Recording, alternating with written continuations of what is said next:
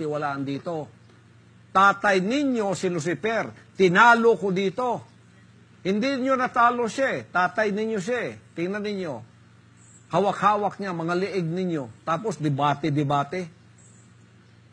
Tapos sabihin mo, tingnan mo yung assessment mo, takot ako makipagdebate.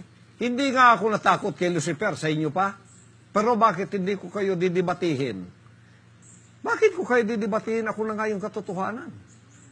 Ako ang daan at ang buhay. Amen. Pag di kayo dumaan sa akin, hindi kayo pupunta sa langit.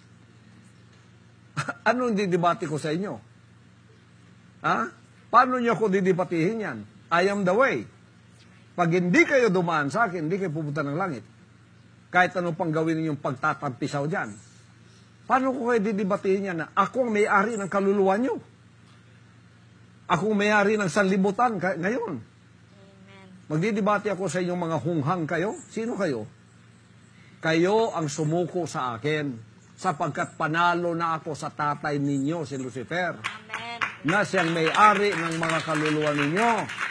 Kaya, pumunta kayo sa akin, sumuko, sumurrender, at magsisi na kayo at iwan ang serpensid nyo at sundin ninyo ang lahat ng sinasabi ko sa pamamagitan ng mga salita ng aking Ama.